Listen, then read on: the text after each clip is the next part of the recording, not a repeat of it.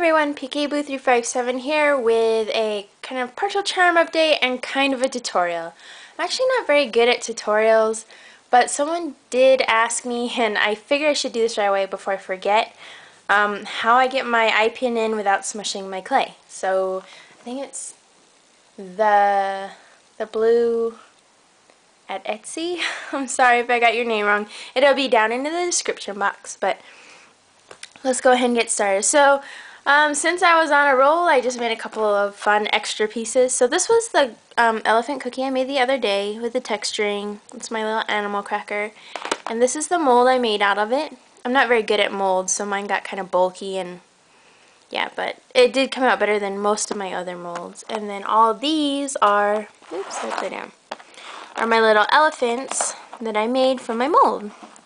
I think they're super cute, and they're going to go on cards. I love making little cards. So, as you can see, I put little, like, what do you call them? Sprinkles on the ears and a little heart on his butt.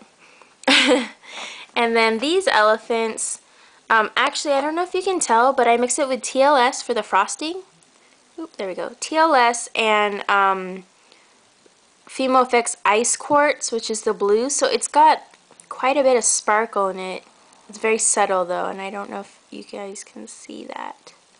So I really like that about that color because I kind of wanted a grayish sparkly color without being too overpowering. So yeah, that's that. You've already seen this from my previous video. And then it's kind of bored, so I just made a couple extra pieces. I did buy some of those DIY candy kits, and I kept all my cookie cutters or candy cutters. And so that's how I made these really cute shapes. Again, TLS for the frosting. This one I actually didn't put color in, so it's just clear TLS.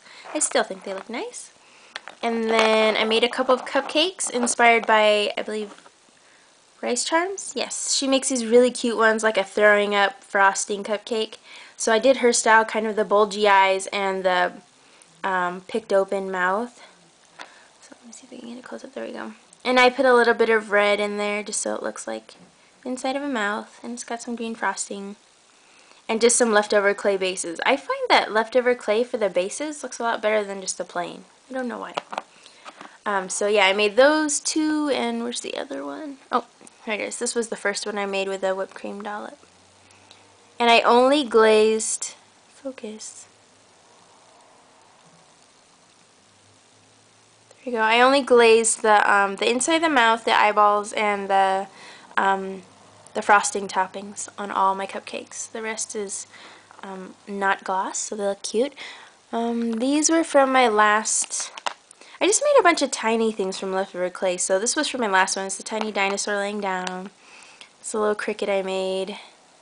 And then I had more leftover clay, so I made this really cute cube cow. It's real tiny, as you can see. It's as big as my nail. And it was inspired by a picture I saw in Las Vegas. And then this was just from leftover clay. I was just playing around, practicing with beady eyes, how to make hair, and how to open the mouth nicely. So it's just something cute. Cute little tiny things I put together. And then I made another pendant out of leftover clay. Sometimes I like the way leftover clay comes out when you swirl it. And this one, it's cute. I like it. And then I made some Hello Kitty deco pieces again. I really like doing it because it's so easy, and those stamps are just so stinking cute. And you guys saw that last time. Okay, so that's done. That's the update. And then here, this is actually Crayola Magic Model Clay. And like I said before, I'm starting to use it as a tester so that I don't have to waste my good clay.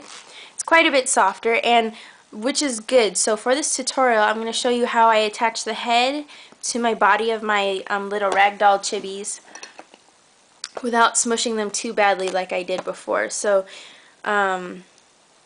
this is a good clay to practice on because it's soft, and it'll, you know, teach you to be tender, I guess, and not push too hard. And if you can do it on this, then you can do it on regular clay.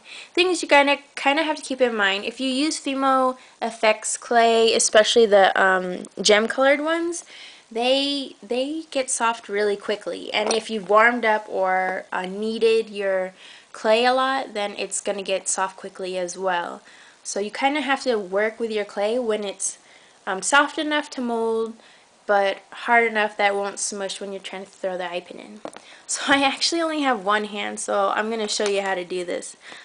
First, this is how I usually shape my heads. I kind of like the oval shape, and I usually kind of press the top so that the eyes kind of have this indented look, and it has kind of this mouthy area. So that's how that's done. And then I usually do a cone for the body.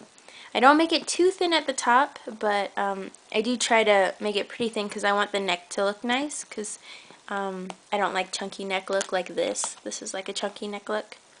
It's a straight piece. So yeah, okay, so here's how I do it. For the head, I stick the eye pin in first. I usually make my own eye pin, so they look pretty raggedy. And this doesn't smush the head. This just kind of sticks it through, okay? So once you've got the head on, then you kind of take the body, and I usually scratch it up a little bit so it kind of glues together, I guess. If you've ever taken ceramics, you kind of know. So then you kind of place it and you push. Now this one is really soft, so it's going to be wobbly. But usually if you do it right and you push it straight down, and you've already got your glue on the eye pin, so once you push it down it should be glued, and there you go. That's how I get my body and my head not to smush together. Now if you did it the other way and put the head on top and then just try to push it all down, you're putting pressure on both, so this is what happens. So if you stuck the eye pin when the head's already on the body, it kind of smushes like that, and then you get something that looks like this. Yeah, so that was really simple. I hope that was helpful, and I hope you enjoyed this update and tutorial. Y'all have a good afternoon. Bye.